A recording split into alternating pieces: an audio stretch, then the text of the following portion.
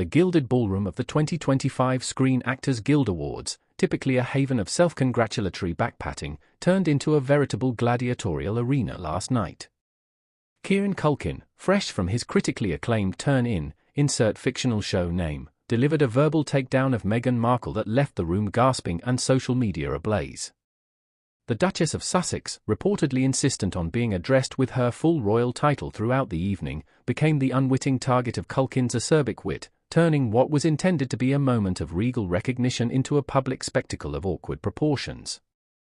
Culkin's words, delivered with a casual, almost dismissive tone, weren't just a witty aside, they were a calculated strike, a theatrical dismantling of the very illusion Markle has painstakingly cultivated since her departure from the royal family.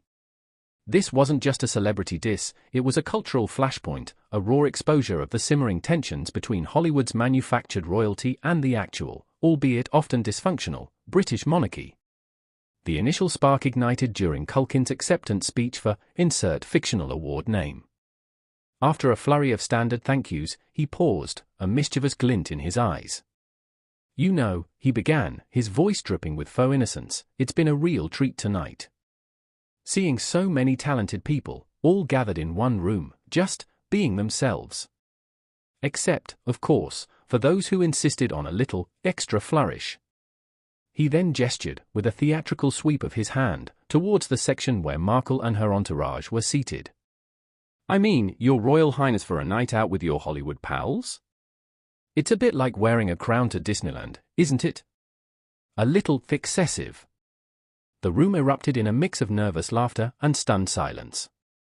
Cameras immediately cut to Markle, whose previously radiant smile had vanished, replaced by a tight, almost imperceptible grimace.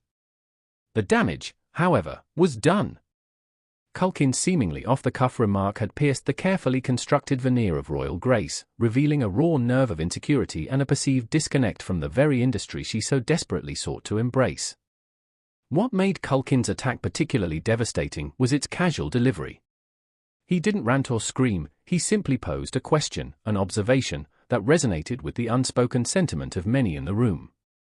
This wasn't just about Markle's insistence on royal protocol, it was about the perceived hypocrisy of a woman who had publicly denounced the constraints of royal life, only to cling to its trappings when it suited her.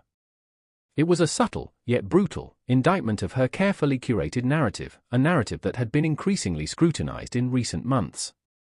Insiders whisper of numerous incidents where Markle's team had made demands for preferential treatment, citing her royal status as justification.